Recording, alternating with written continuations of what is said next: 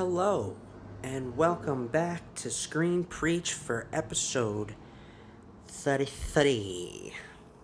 33. 3 is my favorite number. It's one of them, I guess. Anyway, I don't know. My apartment number is 333, and it's episode 33. So, what's up from Los Angeles, California? Apartment 333. How are we doing? Episodes keep falling on you hear the people outside the honking. That's what we got all day today is honking. A lot of honking.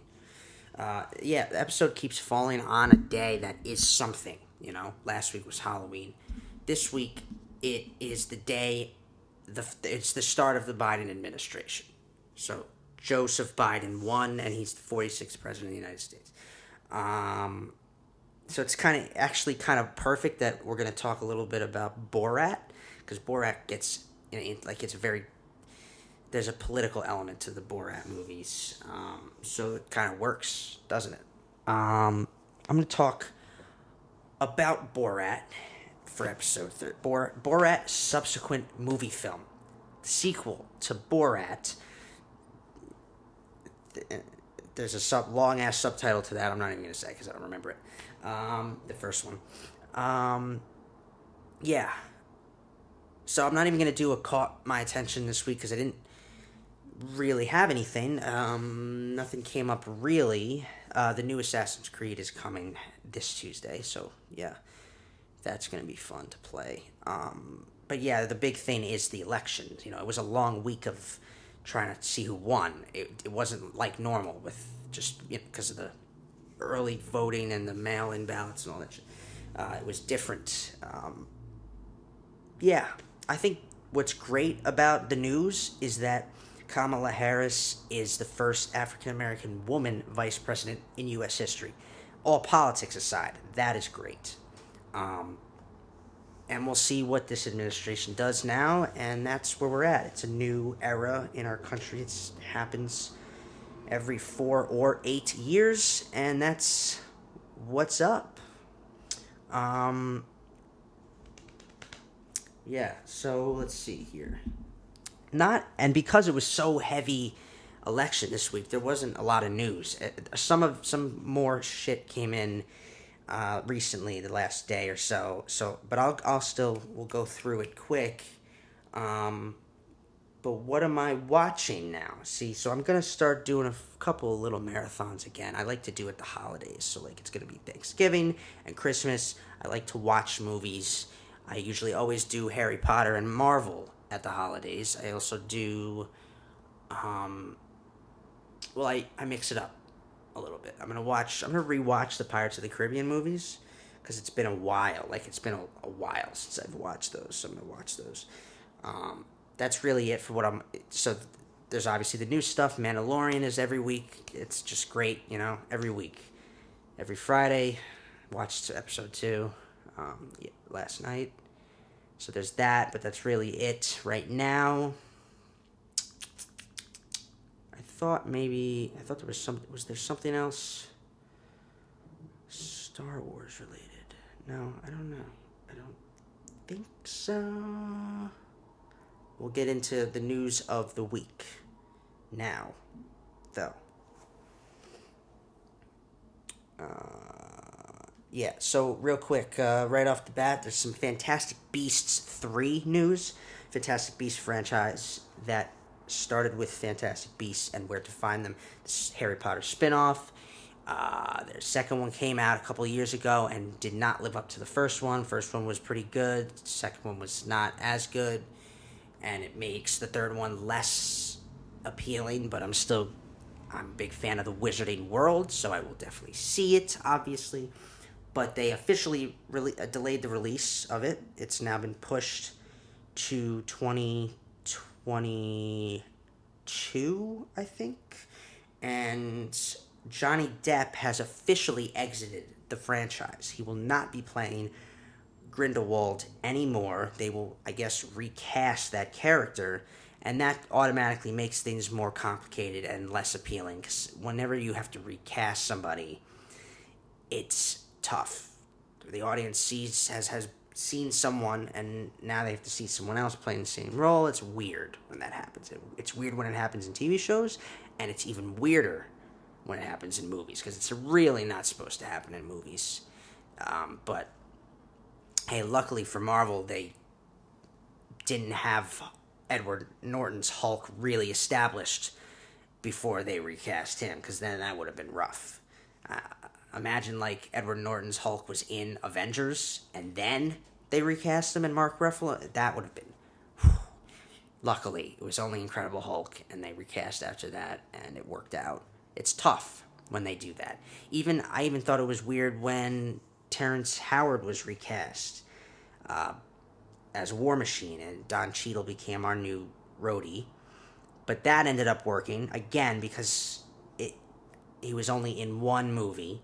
It's Johnny Depp has been in two. He was at the end of the first one, and he was in the entire second one, and now you're going to recast him. And the writing has been a little...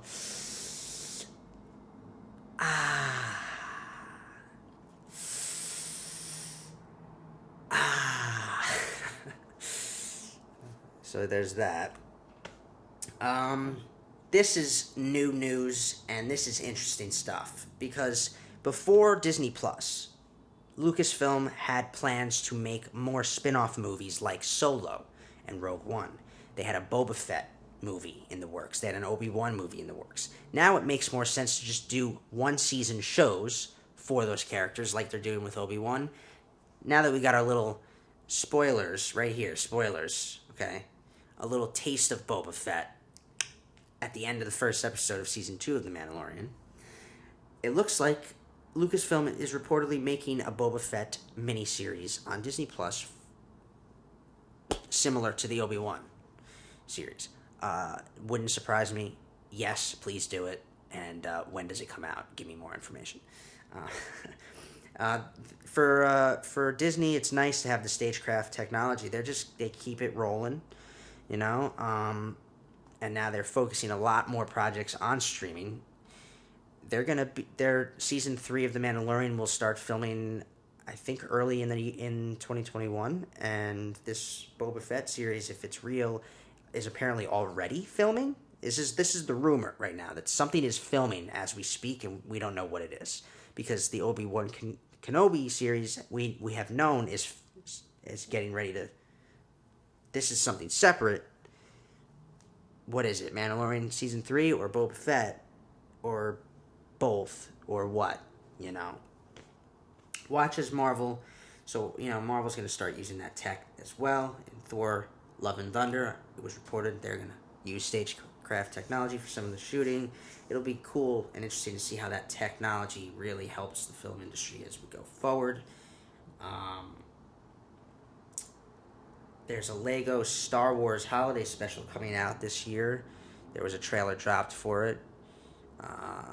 Just a little fun for the family kind of thing. Check out the trailer for that. So they officially announced when Christopher Nolan's Tenet will be available to all of us at home who did not get to see it in the theater. I will still attempt to see it in the theater. I have a little time left to do it. I'm going to visit my family for Thanksgiving. I think I'll just make it. It'll still be in a theater there. New York's better than LA with theaters right now, so I will definitely attempt to see that movie in theaters and then talk about it on the show. One last chance for me to try and see it in a fucking theater the way it's meant to be seen. It's coming out on DVD, Blu-ray, streaming, VOD, whatever the fuck, all that stuff. In December, officially. They confirmed. So there's that. And I will definitely buy the movie and own it as part of my complete Nolan collection to complete that thus far. What else happened this week? Like I said, not a lot. But they canceled Castle Rock. So after 2 seasons, Castle Rock is canceled. The Stephen King inspired series on Hulu. I enjoyed it, but I can see why they canceled it. It doesn't surprise me that it was canceled, because it was good, but it wasn't great. It wasn't. it probably didn't get the amount of viewers they needed. It's done, and I'm a little bummed because I did want to see what they would do with season 3, but they're not doing it. So there's that. So the Blade movie that's coming out was originally supposed to be a Disney Plus TV series, but then once they cast Mahershala Ali, they all replanned it to be a movie instead. I think that's it, one way or the other. I think we're going to find out. It doesn't really matter. The Disney Plus shows are going to prove to us that they're just as great as the movies.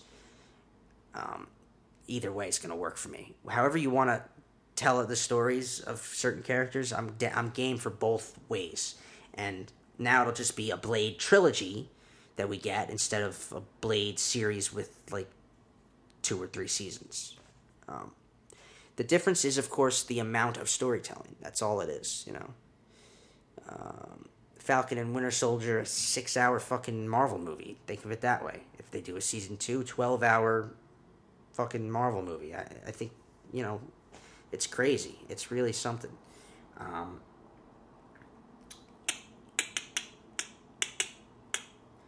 Yeah. Yeah. They cast their lead in the Sandman Netflix series that's coming out to play the Sandman, to play Dream or Morpheus or whatever. He's got a couple different names.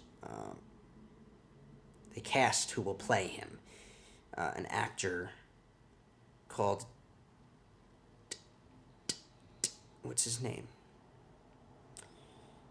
Where's his name? Oh, Tom Sturridge. Tom Sturridge is the lead character, Dream, in The Sandman. So there's that. He's kind of an unknown actor, which I like when they do that. Neil Gaiman shares the Sandman Netflix series details. It looks like it'll be getting underway in the coming year, and we will see it on Netflix maybe at the end of next year. I was reading the comics of those. There's 10 volumes if you ever want to read them. That's what the show is based off of. Neil Gaiman, who's writing the show, wrote the comics, so it's the same guy. It's the same vision. That's got to be great. It's gonna be a good show. I can't wait to see that. Yeah, like I said, not really a lot of news, but well, it was a very busy week with the elections. The election going on.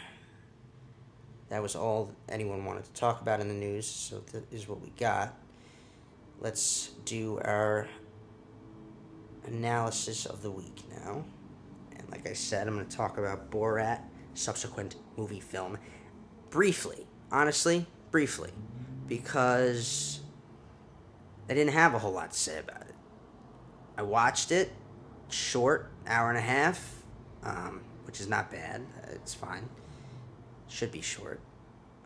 And yeah, we'll just briefly talk about that and move on, you know.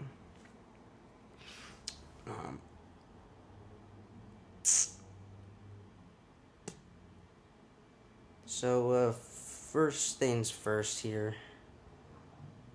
I will say that I did laugh. It's not that I didn't laugh. There were moments. There were funny moments. One moment that really got me was he kept calling the phone a calculator or whatever. I just kept... that had me dying. That was the one thing in the... for some reason... Americans had become obsessed with the calculator. It was funny. And the extension of that sequence was when he didn't know about porn being on phone and shit, and he went to the bathroom, and it was that was hilarious. That was probably the funniest. There were some good ones. There were some good moments. I laughed. I definitely laughed. Funny, but did it maintain throughout? You know, was it steadily funny throughout the whole movie? I don't know if it was. Right off the bat with the writing, this is Sacha Baron Cohen. Okay, he wrote the first one, he wrote the sequel, and there's no doubt that he has a way with pacing. It was well thought out structure. It's just short enough. This is one of those smart, dumb comedies that Borat kind of paved the way for back in '06. So to have a sequel to it, it shouldn't be longer than an hour and a half. I think that pacing and timing and structure was all fine, good, well.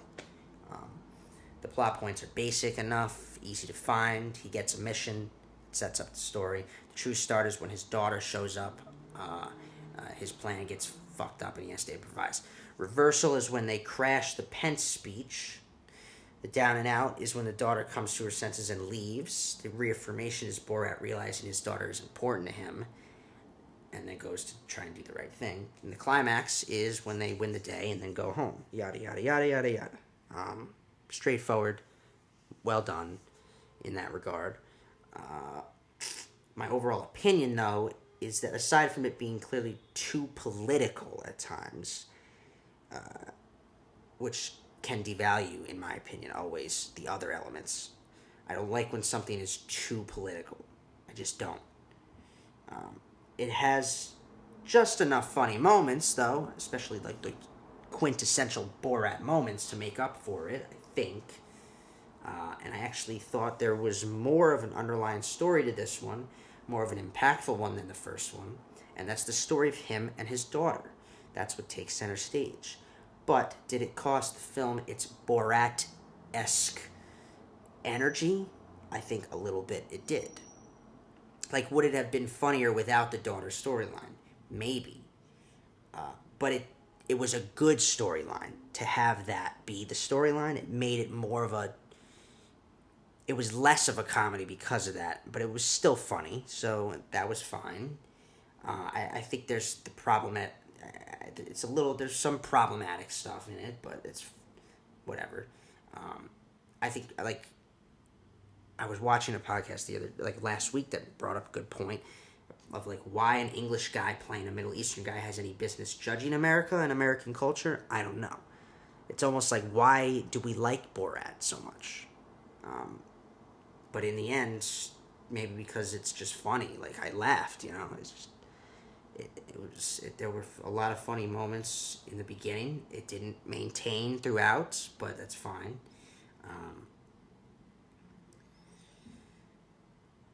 It's why I give it the rating I do.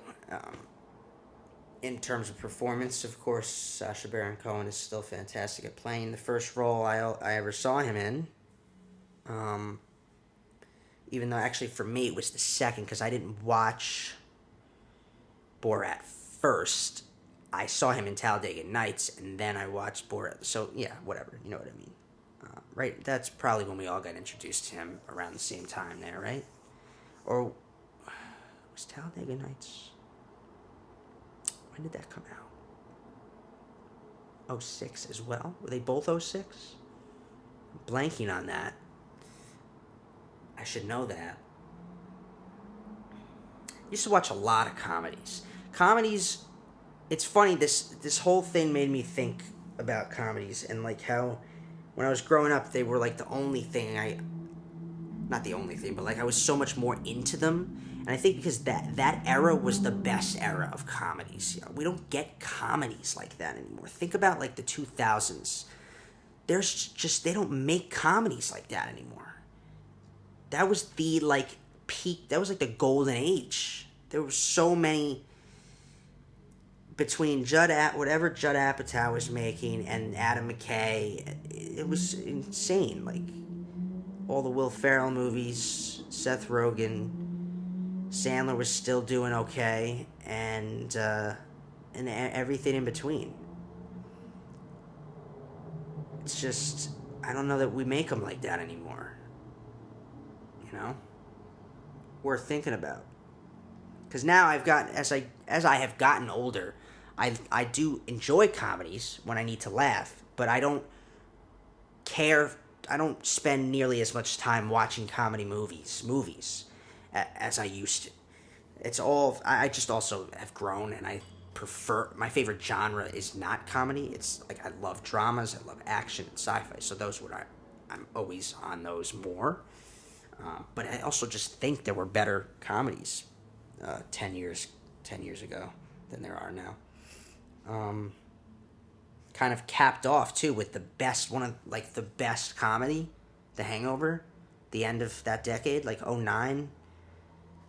You know, it might have been 2010 was when it started to shift. Like '09 might have been the end of it, because it's not like the Hangover sequels that came out after that were as good as the first one, and then it just kind of, I don't know. Worth thinking about. Worth thinking about. So yeah, performance wise, Sacha Baron Cohen is funny. He's funny in everything I see him in, honestly. Um, Even the trial of the Chicago Seven, which I talked about a couple weeks ago, which is a drama. He's the funny guy in that, and he's also actually he plays the serious parts in that. That role requires funny and serious beats and moments, and he nails both of them.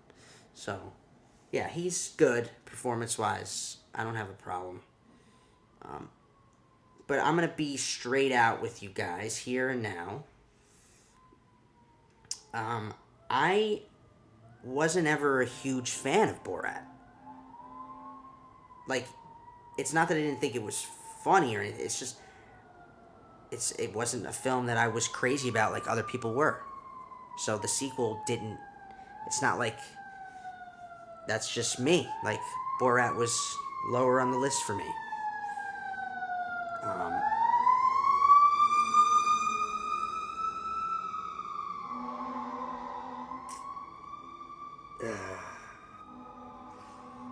when I move, I'm never gonna be near the road again.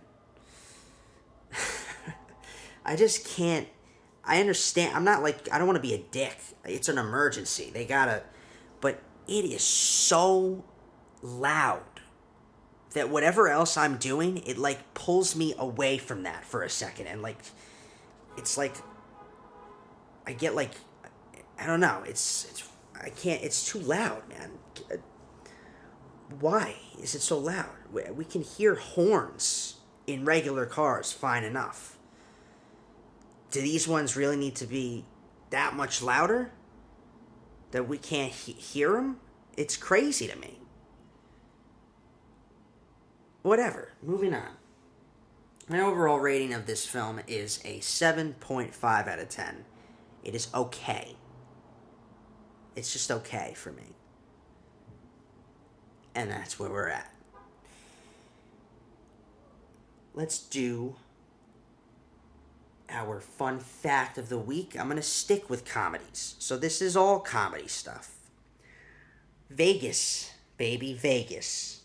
Did you know that The Hangover was so popular that it actually generated more business for certain hotels in Las Vegas, specifically Caesar's Palace, which even pretty recently reports that guests continue to quote two lines from the film when checking into the hotel.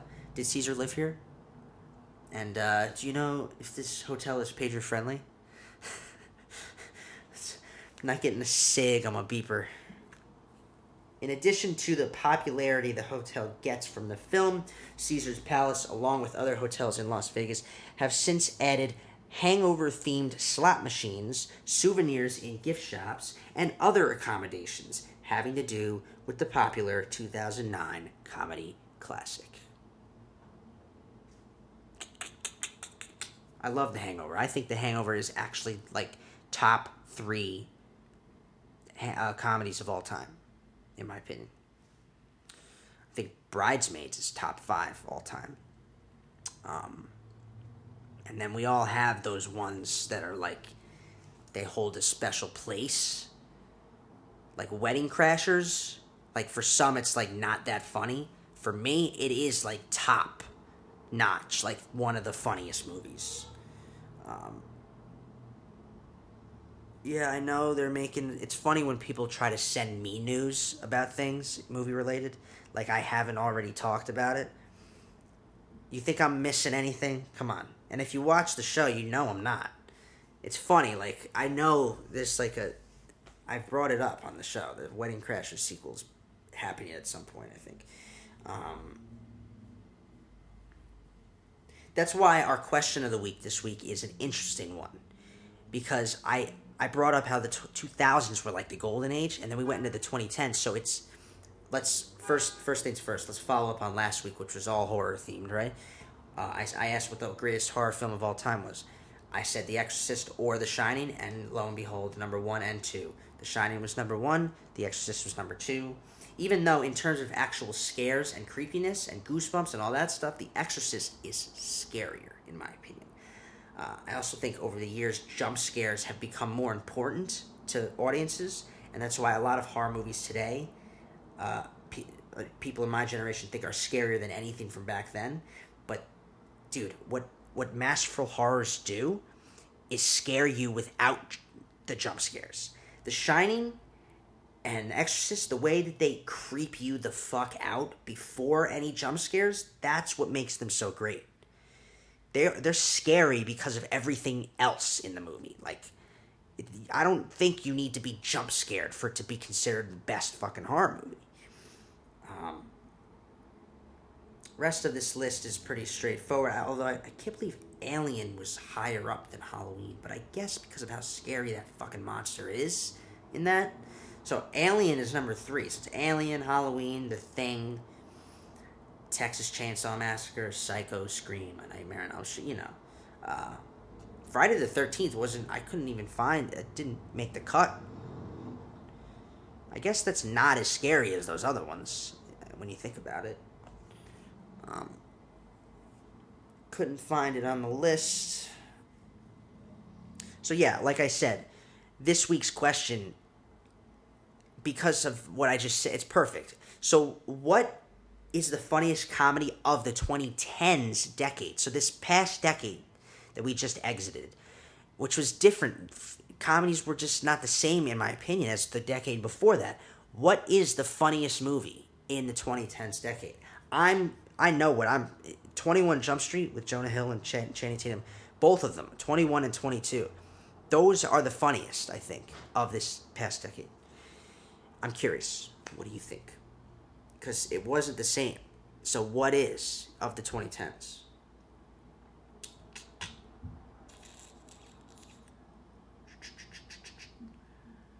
Now we will do our movie quote of the week.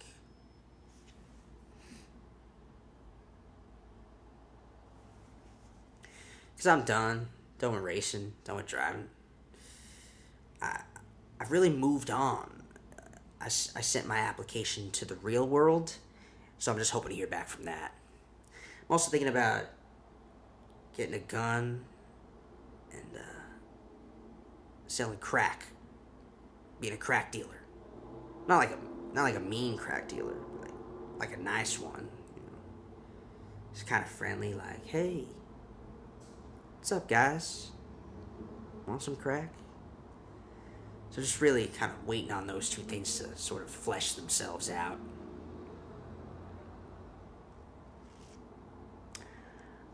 Okay, real quick. That was the first movie quote of the week that I actually didn't get fully right. I've gotten all the other ones right. I missed 2 lines in there. He says, I'm putting a lot of my eggs in that basket, the MTV basket. Yeah, I forgot that part. Whatever. Name that movie.